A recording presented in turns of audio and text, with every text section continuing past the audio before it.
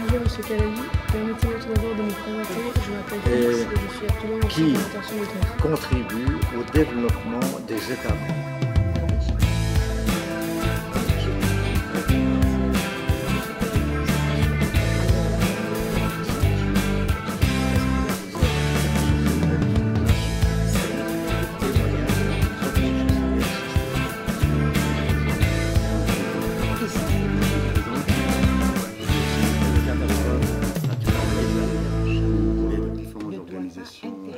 Des Nations Unies.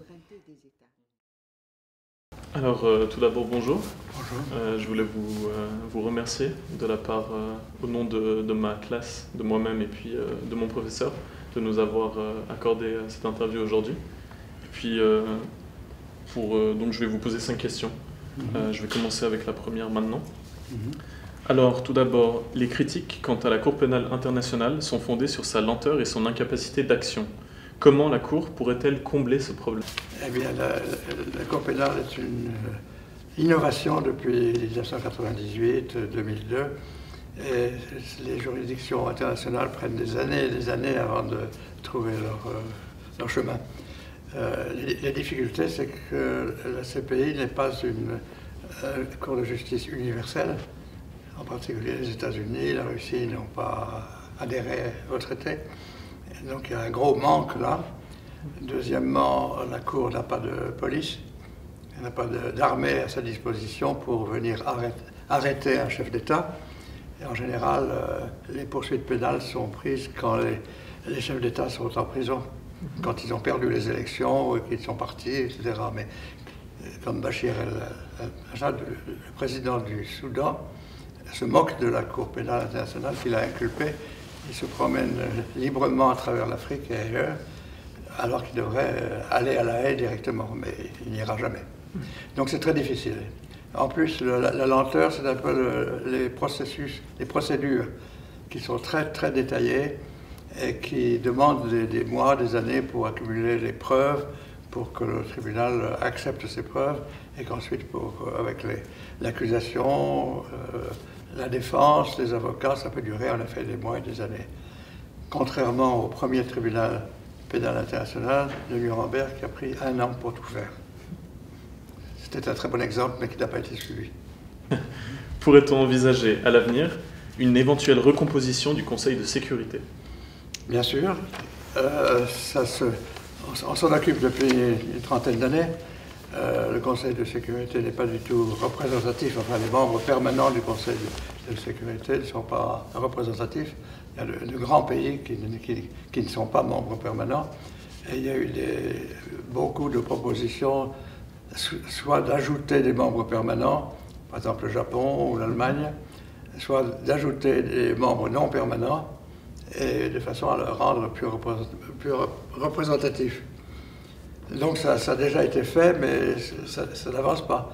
Parce qu'il faut également que les pays, par exemple africains ou asiatiques, se mettent d'accord en gros on va prendre le Nigeria ou l'Afrique du Sud. Bon, quel pays? En Asie, il y a un certain nombre de pays qui ne se mettent pas d'accord pour faire une proposition directement au Conseil de sécurité ou à l'Assemblée générale. Donc c'est très difficile et il y a beaucoup de débats internes entre les États. Certainement, ce serait utile et même nécessaire d'agrandir ou de rendre ce Conseil de sécurité plus représentatif. Donc c'est par continent qu'on prend ces décisions? Qu'on fait des propositions. Ouais, voilà. Oui, il faut que l'ensemble des propositions soit fixé, ce qui n'est pas le cas actuellement. Il y a beaucoup de propositions en Europe, de la Suisse, de l'Italie, etc. La France dit en principe on n'est pas contre, mais en fait la France ne veut surtout pas perdre son poste de membre permanent. Les États-Unis ne sont pas d'accord pour agrandir, ils trouvent déjà que ça ne marche pas très bien à 15, alors si on a eu 18, 20 ou 30, ça sera la catastrophe. Donc ça demande des négociations et des accords régionaux et autres pour arriver jusqu'à une proposition. Passons maintenant à la troisième question. Le Conseil de sécurité serait-il plus efficace et intervenant si l'on retire le droit de veto aux pays membres ou alors en ajoutant de nouveaux pays membres permanents? Bon, je ne pense pas qu'il serait plus efficace. Pourquoi est-ce que le Conseil de sécurité n'est pas efficace? Parce qu'à l'heure actuelle, avec ses 5 membres permanents, parce que chaque membre permanent, les États-Unis défendent Israël, la Russie défend la Syrie, etc., etc. Et toutes les fois qu'il y a des questions sensibles de ce type, ils donnent leur veto. Donc ça bloque tout. Et ça ne va pas s'arranger facilement. Au contraire, peut-être s'il y a plus de membres permanents, est-ce qu'on arrivera à avoir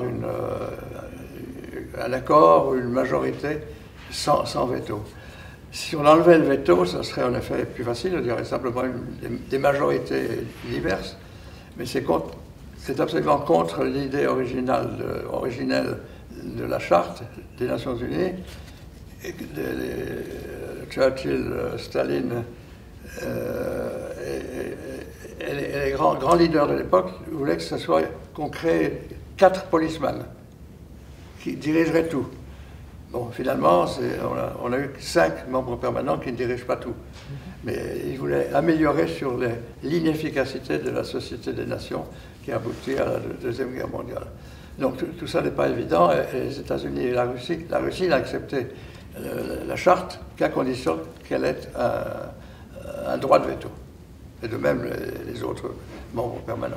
Donc ça me paraît illusoire de penser qu'ils vont dire « Oh non, on n'en a plus besoin, on vous le donne ». Il y a eu d'autres propositions, c'est-à-dire de dire « N'appliquez pas le droit de veto des membres permanents pour certaines questions humanitaires, par exemple ». Peut-être, mais ça dépend également de leur bonne volonté. En route pour la dernière question.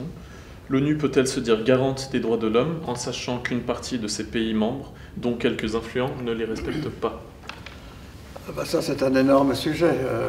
Les droits de l'homme font partie d'un certain nombre de traités sur les droits de l'homme. Ces traités doivent ensuite être approuvés, ratifiés par chacun des États membres, des 193 États membres, et ensuite appliqués, et ensuite intégrés à leur législation nationale.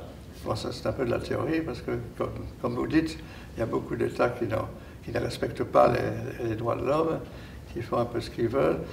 Quelles sont les sanctions à cet égard? Il n'y a pas véritablement de sanctions.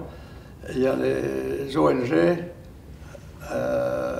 Human Rights Watch et autres, qui font des rapports, qui examinent ce qui se passe et qui publient ça pour ce qu'on appelle la politique de name and shame.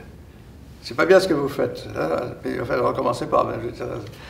Donc c'est pas. Il y a certaines méthodes, à part les ONG, il y a certaines méthodes que le secrétariat des droits de l'homme à Genève utilise. Ce sont des rapporteurs spéciaux qui sont chargés d'examiner la situation, par exemple, de la Corée du Nord, qu'ils ont fait récemment. Ils n'ont pas pu y aller parce que c'était pas possible. Ils sont basés sur des témoins, sur des gens qui sont venus, etc. Donc là, de nouveau, c'est la même chose, c'est name and shame. Donc c'est bon, on a fini, j'ai posé mes 5 questions. Je vous remercie encore pour avoir répondu franchement et sympathiquement à nos questions. C'est un plaisir, merci beaucoup. Pareillement.